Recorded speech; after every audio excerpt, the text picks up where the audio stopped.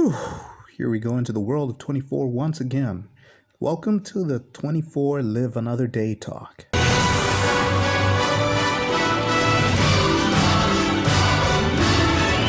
Hello, my name is Gibson Shamar from Hikati Media, and I'm here to talk to you about the final season of the hit show 24, named Live Another Day for some reason. I don't really know why, but whatever. You know how this is going to go. If you don't, here we go. I'm going to talk about the show's characters, then talk about the show itself. So first up, we've got Jack Bauer. Obviously, he's the main guy in 24. He's had a long history with the government throughout the show.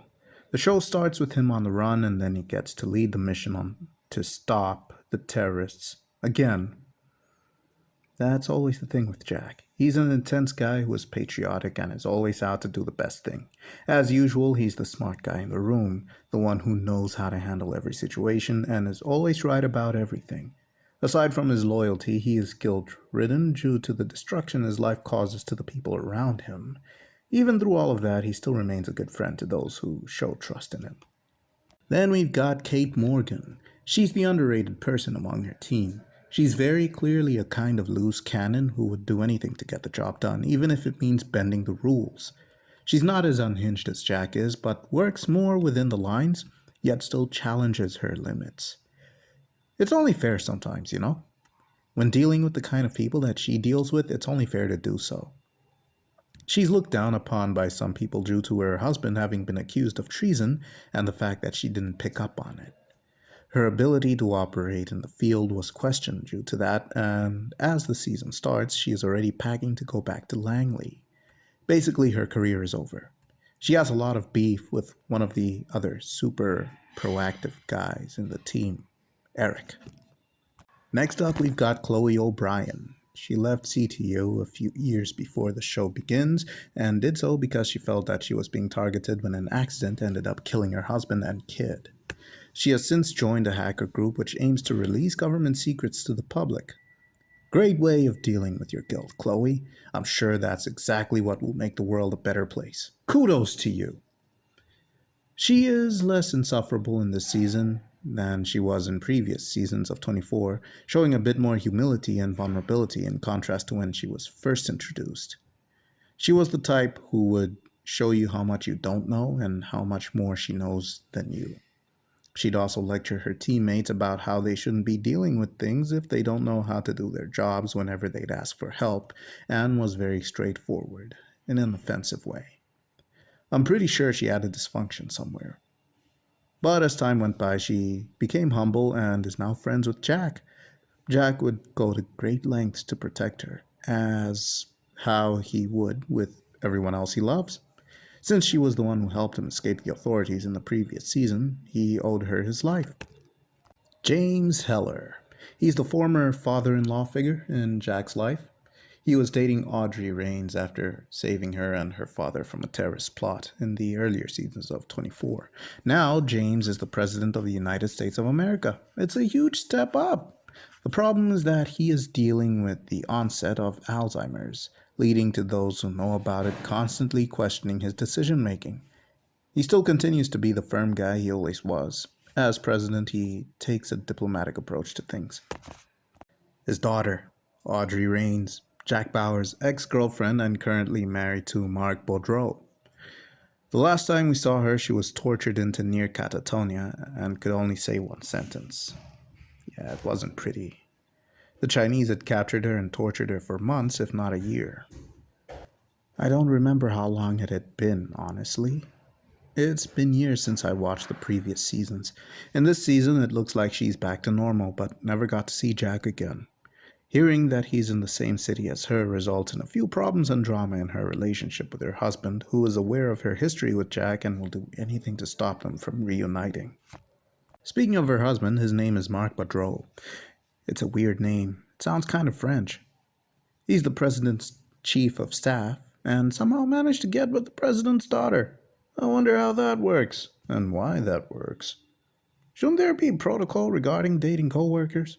Unless they met before they worked together, but then again... Never mind. It's not my place to judge. She's pretty, and he noticed. He got her. Good for him. He is fiercely devoted to preserving the president's image, but goes overboard with it as he does with everything else throughout the show. He presumes to know what is best for everyone and always takes it upon himself to prove himself right in his presumptions, even going as far as to make the president have doubts in his ability to speak to the press, just to make sure that they don't embarrass him with too many questions about the faulty drone strike. Speaking of drone strikes, those are done by computer guys. The main computer guy would be Adrian Cross in this season. He's the leader of the hacktivist group known as Open Cell, whose intentions are to leak government information in the name of people's rights to information. Again, I don't know what good that will do, but keep doing your thing, man. Throughout the show, you feel sorry for him, then you get disappointed in him, then you get mad at him. He's a cold guy, calculating, deceptive, and manipulative.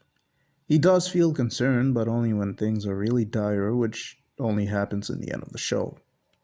He's very selfish, and his information and skills come in very handy not just for the hacktivist group, but in keeping government officials in check. The digital age is a scary age, folks. Speaking of government officials needing to be kept in check, we have Steve Navarro. I remember him from the Catwoman movie, and here his demeanor is pretty much the same, except he smiles less. He still got that very serious thing about him and how he wants to get the job done.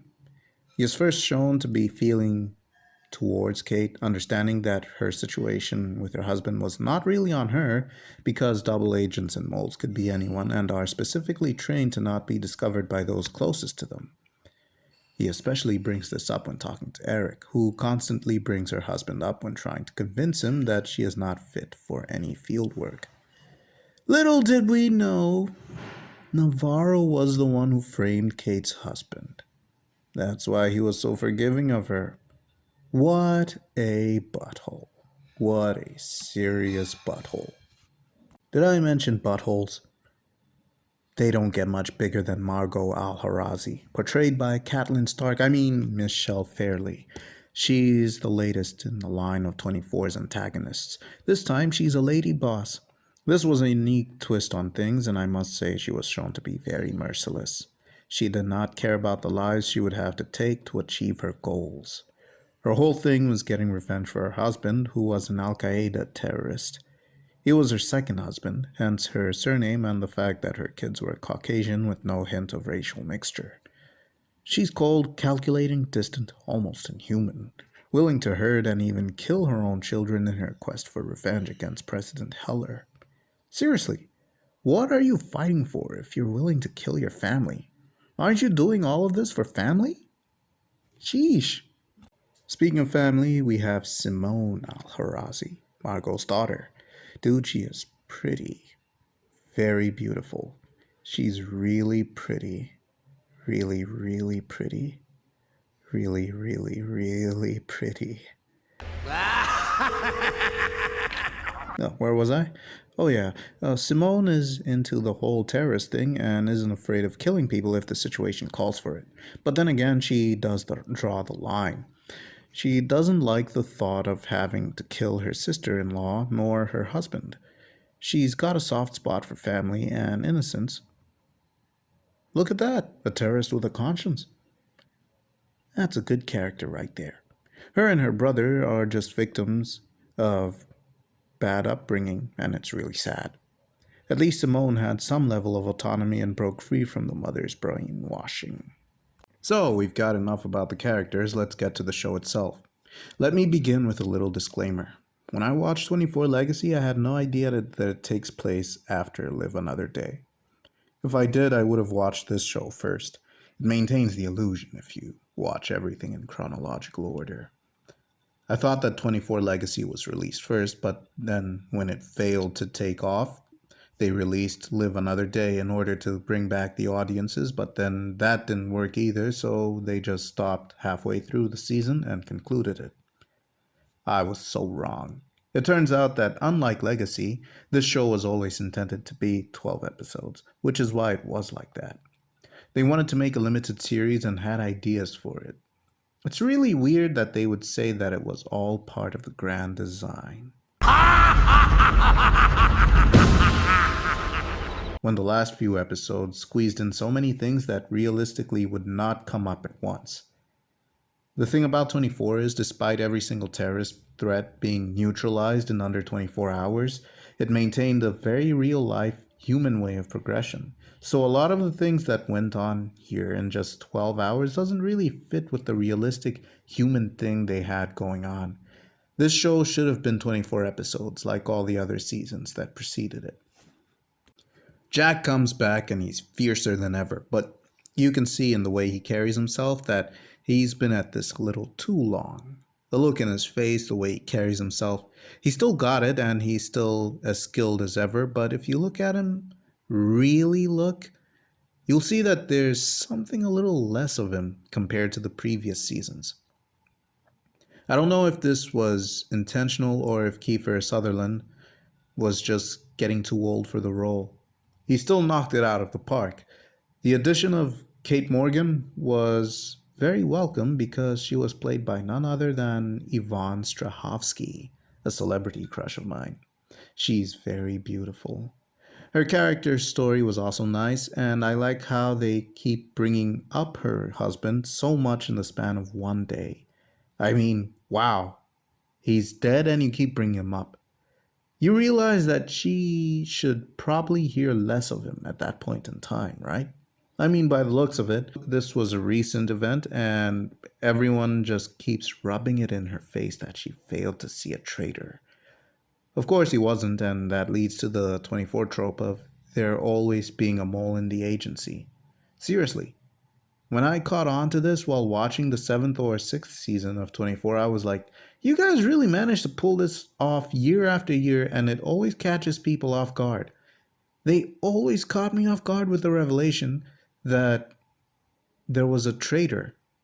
And even this time, it caught me off guard with the revelation that Navarro was the mole. Since it was a 12 episode show, I figured they wouldn't have a mole because there wouldn't be time to develop that kind of story. I was wrong though. Navarro being the mole kind of hurt because I was getting to like the guy. He wasn't perfect, but at least he had respect for his co-workers and managed to keep things under control given the wild circumstances. The thing with Badro was a little tricky. See, if you're going to be a character that measures himself up against Jack, you're going to end up being belittled or just embarrassed. That's the way it works here. And if you don't feel strongly enough about your girl that she may fall for Bauer and you try to sabotage his chances, just give up because you've lost that battle. Tony Almeida didn't like Jack because of his history with Nina, his then wife. Look where that constantly got him. Belittled. He was always in Jack's shadow. I don't even know if that was a thing with the writers or if Kiefer kept making it be like that. I read an article long before I started watching 24, years actually, and it highlighted that Kiefer was very difficult to deal with because he'd always make them write out any character that seemed to be getting the spotlight more than he was, and was always pushing the story to serve his character instead of others. Freddie Prinze Jr. was especially vocal about this and called him very unprofessional. I'll never know how true these things are because I tried looking them up after I was done watching 24 Season 8 back in 2022, but I couldn't find anything, not even the Freddie Prinze Jr. thing. So I'm really not sure how true this is. I will go do some more homework on the 24 shows, but so far the information is out there, but it's not readily available as it once was. I mean, I like to think that killing Dana Walsh, played by Katie Sackhoff in 24 Season 8, should have been Cole Ortiz's thing, since he was the one that was married to her and felt the most betrayed by her actions. I mean, they were due to get married, not actually married. Surely the show is called 24, not Jack Bauer, so not everything needs to be solved by him. Other characters can have their moments, and I think a critical one was having Cole, played by Freddie Prinze Jr., kill Dana. They try to put some weight into Jack's killing of Dana, but it just wasn't the same. Anyway, that's just what I think. Maybe others feel differently. The terrorist plot by Margot was well constructed, and I like how they brought up the debate of using artificial intelligence and drones into warfare and how easily that can go wrong. I just love how these shows are warning us about these things, and the technological community is still implementing advancement in these fields. We just don't want to learn, do we? And having watched it this year, I feel bad about how they didn't expand on John Boyega's character. This guy always starts off with characters that have a lot of promise who then end up contributing nothing to the grand scheme of things. It's like poetry. It rhymes. Not quite what you expected, is it? Yeah, that's what Finn fans felt while they were watching the Star Wars sequel trilogy. It's like poetry. It rhymes. My favorite scenes in the show were the ones when Margot was trying to kill Simone via drone strike. Dude, how are you flying that thing within city limits? Shouldn't that not be possible? Whatever. She's a terrorist and can do whatever she wants. That scene was tense and pulse pounding. It was exciting and just wow. Just really, really good. That was an action TV show at its peak, and that is what TV shows should achieve. The shift from CTU to CIA was bizarre as well, but not entirely new. Jack also worked with the FBI after the CTU was shut down due to his controversial decisions. Seriously, this guy is just trouble. No wonder Badro wanted him out of the way. And yeah, the whole thing with Audrey? Nah. I always entertained the thought of Jack and Kate Warner being a good fit. I liked Kate Warner better than Audrey. Not that there was anything wrong with Audrey, but it just felt really sad the way Kate and Jack only dated off screen and we never see it. We see how they met, and then the next time we see them, they're breaking up. We don't even know what caused the breakup. We just know that it happened and Jack doesn't really care. It was really sad to me, and I always hoped they would get back. But then again, being a love interest of Jack's either gets you killed or dumped. In Kate's case, she was dumped. In Audrey's case, well, let's just say she wasn't dumped and leave it as that.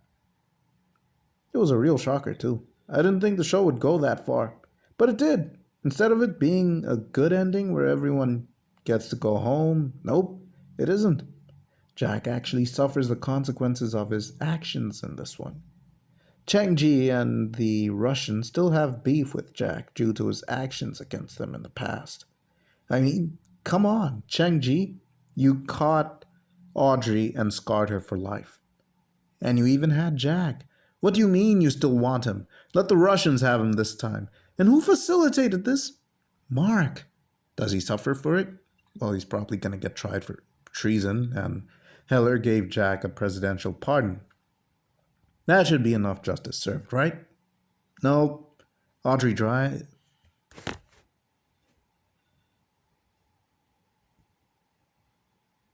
Audrey dies and Jack contemplates suicide.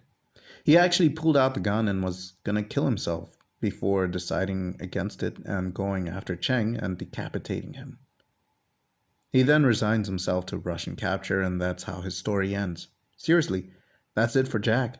He's going to be a Russian prisoner for the rest of his life. That was such a downer ending for him, but hey, if you stayed with Kate, I'm sure you wouldn't have gone through all of this, buddy.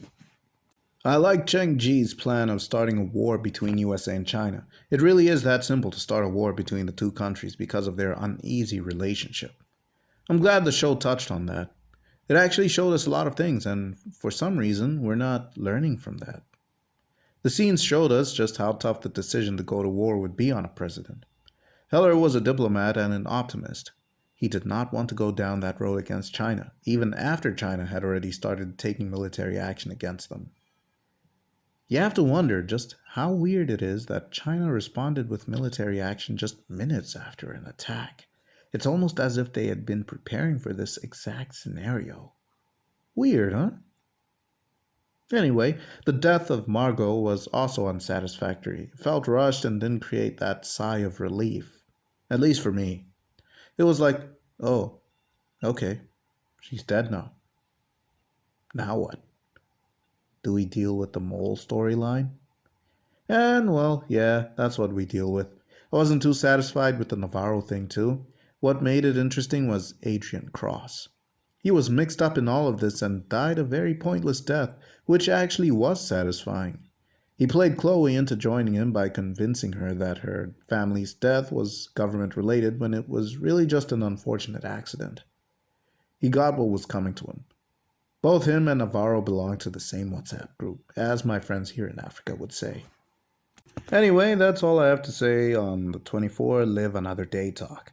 Be sure to leave a comment, subscribe to our channel, and like the video. I know I could have said those in a more constructive order, but whatever. You could also check out our Facebook page, our Instagram page, and the rest of our channel here. It's growing. Thanks for all the subscriptions. I aim to improve, and I will improve with our content. You just have to be really patient with us. Thank you for your patience and for following us on our journey of growth. One day we will achieve our goals. Thanks for watching this video once again, and have a good day.